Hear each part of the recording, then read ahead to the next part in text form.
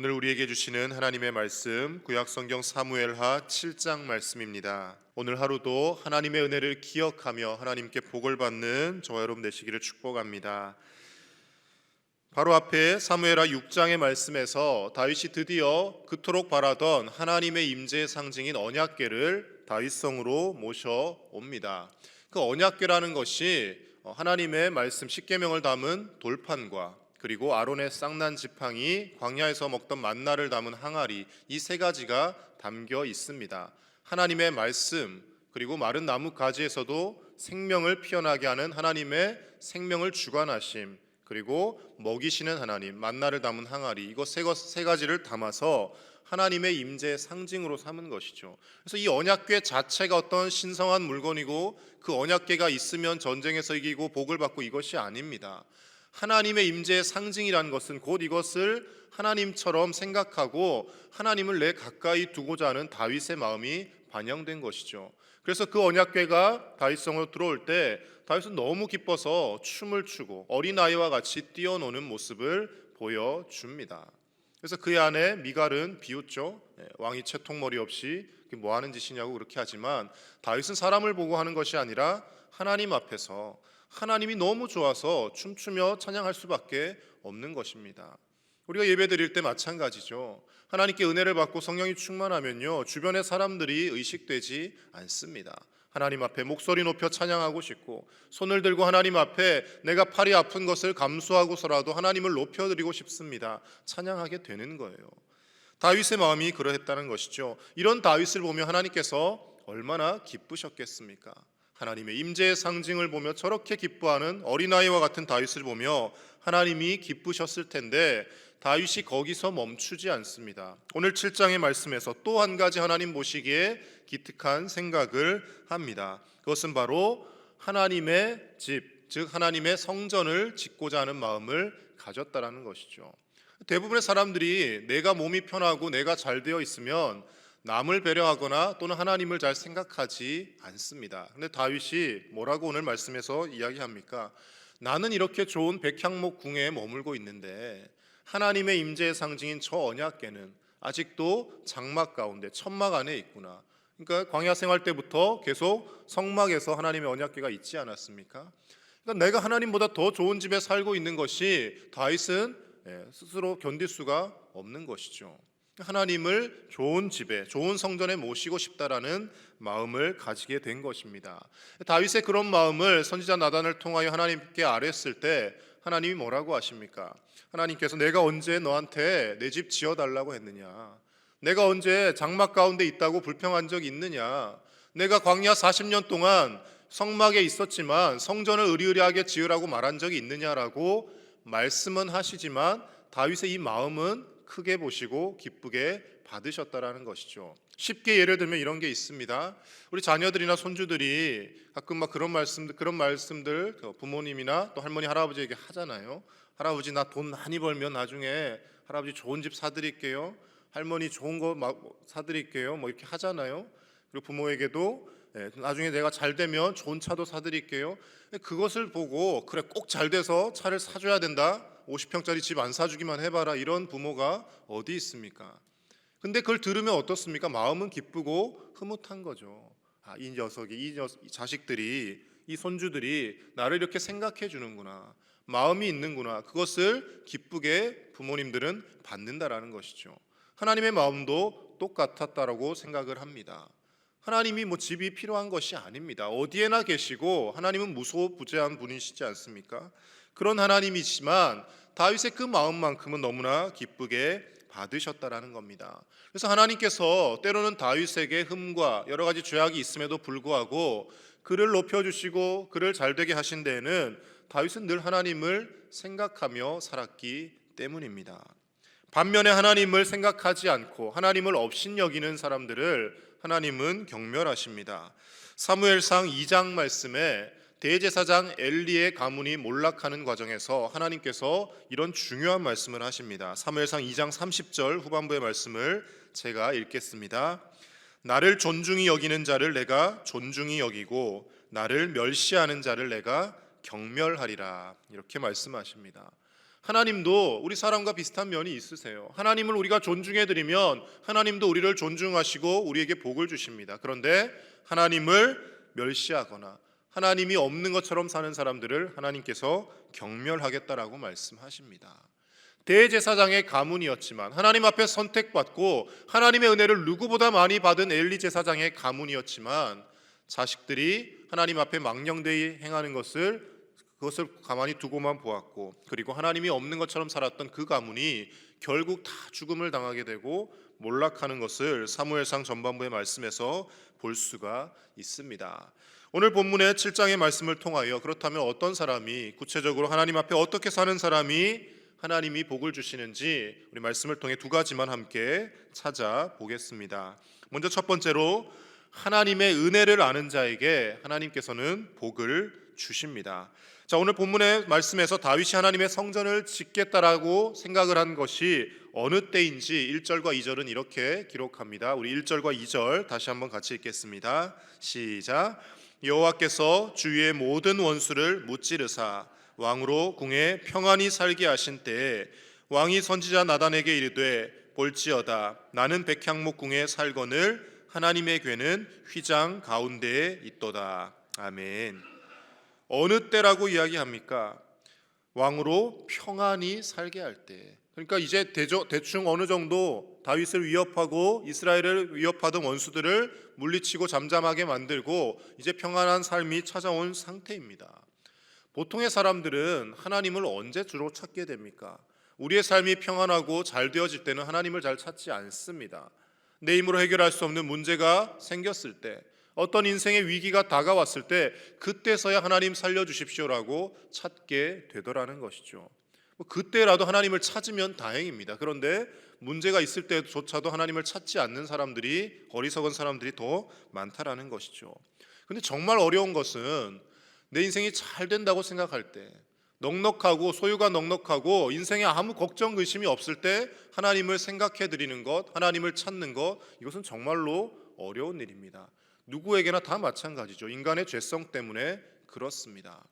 위기가 있을 때는 하나님 앞에 도와달라고 눈물 흘리며 기도하다가도 그 위기가 지나가고 나면, 문제가 해결되고 나면 언제 그랬냐는 듯이 하나님께 영광을 돌리는 것이 아니라 내가 지혜롭게 행하고 내가 슬기롭게 해서 이것을 했다라고 생각하는 것이 사람들의 대부분의 마음이더라는 것이죠.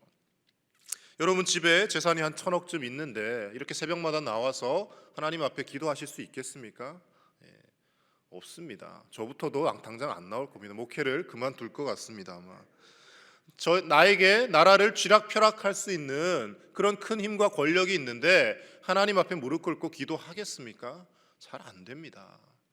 그래서 우리나라도 보면 정치 지도자들 중에 이렇게 신실하게 신앙생활 하는 사람들이 잘 없습니다. 그런 힘을 가지고 있으면 그것을 가지고 내 부귀와 안녕을 누리려 하지 하나님께서 이것을 주셨구나 인정하는 사람이 잘 없다라는 것이죠. 그런데 다윗은 다릅니다. 하나님의 은혜를 아는 사람이었다라는 거예요. 평안히 그가 살게 된 때에 그 앞에 말씀이 뭐라고 덧붙입니까? 여호와께서 주위의 모든 원수를 무찌르사. 내가 열심히 물맷돌 잘 돌리고 실력을 길러서 무찌른 것이 아니다. 물론 내가 열심히 노력한 것도 있지만, 갈고 닦고 실력도 쌓았지만, 그러나 결국 궁극적으로 이 원수들을 무찌르게 하신 것은 하나님이라고 인정을 하고 있더라는 것입니다.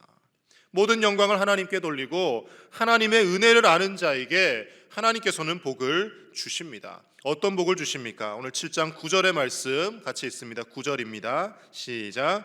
내가 가는 모든 곳에서 내가 너와 함께 있어 내 모든 원수를 내 앞에서 멸하였은즉 땅에서 위대한 자들의 이름같이 내 이름을 위대하게 만들어 주리라. 아멘. 하나님이 어떤 복을 약속하십니까? 다윗의 이름을 위대하게 높여주겠다고 말씀하십니다. 그러니까 우리가 하나님을 높여드리면, 하나님을 인정해드리고 하나님을 찬송하면 우리를 높여주시는 것은 누가 하신다고요? 하나님께서 하신다라는 겁니다. 길을 쓰고 내가 높아지려 하지 않아도, 길을 쓰고 내가 어떤 높은 자리에 올라가려고 애를 쓰지 않아도 하나님을 높여드리면 하나님께서 그 사람을 반드시 높이신다라고 약속해 주십니다. 우리의 자녀들, 손주들을 위해서 우리가 무엇을 기도해야겠습니까? 하나님을 높이며 하나님의 은혜를 아는 인생 되게 하여 주시옵소서. 그렇게 기도하며 우리의 자녀, 손들이 하나님의 은혜를 알게 될 때 하나님께서 우리 자녀들의, 손주들의 앞길을 인도하시고 그 이름들을 창대하게 높여 주실 줄로 믿습니다. 하나님의 은혜를 기억하며 모든 것이 하나님께서 하신 것입니다라고 고백하는 저와 여러분들의 삶이 되실 수 있기를 간절히 축복합니다. 두 번째로요, 하나님이 높여주실수록 스스로 겸손한 자에게 하나님은 복을 주십니다. 선지자 나단을 통해 하나님의 이 큰 복을 약속받은 다윗이 어떤 반응을 보이는지 오늘 18절 말씀은 이렇게 기록하고 있습니다. 우리 18절을 같이 읽겠습니다. 시작. 다윗 왕이 여호와 앞에 들어가 앉아서 이르되 주 여호와여, 나는 누구이오며 내 집은 무엇이기에 나를 여기까지 이르게 하셨나이까. 아멘. 하나님께서 복을 약속하시고 잘되게 하실 것이다 이런 말씀을 주시면요, 사람의 마음속에 은연중에 그런 마음이 듭니다. 그래도 내가 하나님 앞에 참 잘 살았구나, 내가 참 열심히 했고 하나님 앞에 복 받을 만하구나, 그런 마음들을 갖게 됩니다.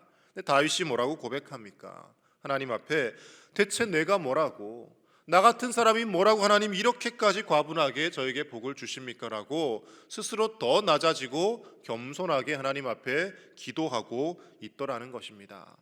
하나님은 겸손한 자를 기뻐하시고 교만한 인생을 물리치신다라고 말씀 곳곳에서 전하고 있습니다. 아무리 하나님께 복을 많이 받아도 하나님 앞에 교만하게 되는 그 순간 하나님과는 단절되는 것입니다. 대표적인 인물이 바로 다윗 바로 앞에 왕이 되었던 사울이지 않습니까? 다윗보다 훨씬 더 뛰어난 인물이었습니다. 사울은 외모로 보나 능력으로 보나 또는 여러 가지 모든 면에서 다윗보다 뛰어난 인물이었어요. 그런데 그가 하나님 앞에 내쳐진 까닭은 교만했기 때문입니다. 왕이 된 순간부터 사람이 변하더라는 거예요. 마찬가지입니다. 우리가 사람들의 박수를 받기 시작할 때, 사람들이 나를 인정해주기 시작할 때, 내가 앞에서 뭐라도 된 것인 양 여겨질 때, 그때가 가장 조심해야 될 때이고, 그때 가장 겸손한 곳으로, 낮아진 곳으로 다시금 우리가 가야지만이 하나님과 멀어지지 않을 수 있는 것입니다. 많은 훌륭한 목사님들이 목회를 잘 하시다가도 말년에 가서 과오들을 남기지 않습니까? 그래서 저 같은 목회자가 늘 기도해야 될 것은, 또 저를 위해서 기도해 주셔야 할 것은, 끝까지 초심 잃지 않고 변함없이 가장 좋을 때의 마음가짐이 언제이겠습니까? 교육전도사 시작할 때 그때 그 마음이 변하지 않도록 여러분들이 기도해 주셔야 되고, 저도 그 기도를 늘 해야 합니다. 목사가 되고 점점 이제 뭔가 연수가 쌓일수록 이제 나는 잘할 것이다 라고 착각을 하는 순간 저 인생도 망하고 교회도 함께 모든 받은 은혜를 떨어뜨리게 되는 것이죠. 모든 사람들이 다 마찬가지입니다.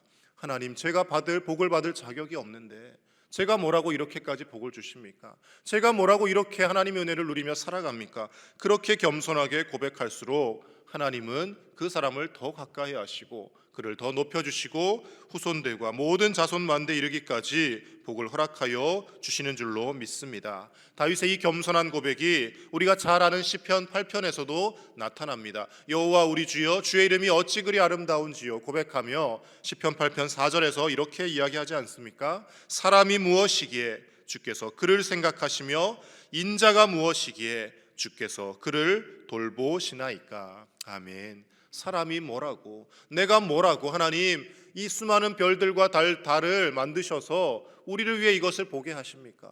이 아름다운 천하 만물을 우리 사람을 위해 하나님 지어주셨습니까? 하나님 앞에 감사할 수밖에 없습니다. 고백하는 다윗의 시편이더라는 것입니다.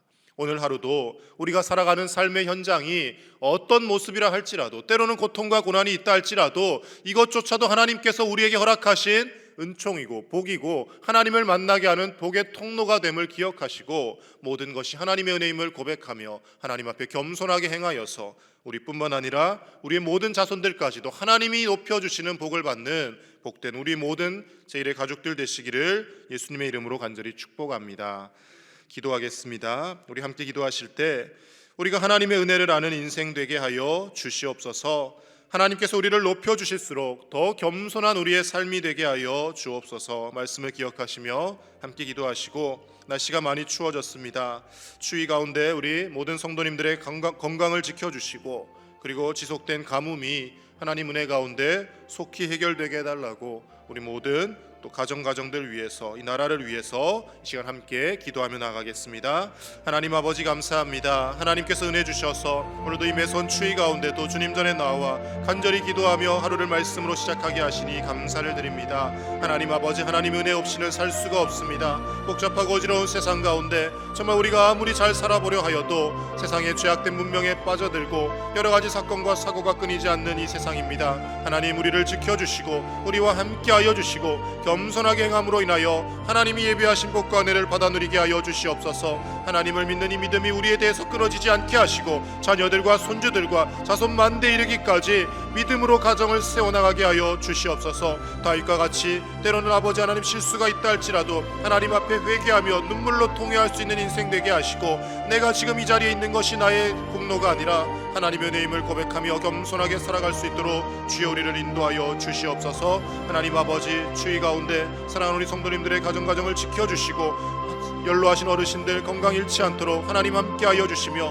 하나님이 주시는 건강으로 살아갈 수 있도록 주여 인도하여 주시옵소서. 올해도 지속된 가뭄이 하나님 은혜 가운데 속히 해결되게 하시고 물이 부족하여서 고통당하지 아니하도록 하나님 비를 내려주시며 눈을 내려주시며 하나님 은혜 가운데 또 사건 사고들이 일어나지 않고 안전한 우리나라 되어질 수 있도록 지켜보아여 주시옵소서. 하나님 아버지, 사람들이 서로 미워하며 불신하지 않게 하시고 이 나라 이 민족이 복음으로 하나 되게 하시고 저 북녘 땅까지도 하나님께서 긍휼히 여기셔서 속히 자유와 평화를 주시며 하나님의 말씀이 다시금 선포되어질 수 있도록 하나님 은혜를 더하여 주시옵소서. 오늘도 간절한 기도의 제목들에 응답하시고 하나님 함께하여 주셔서 하나님이 우리 삶에 개입하시는 놀라운 역사들이 있게 하여 주시옵소서.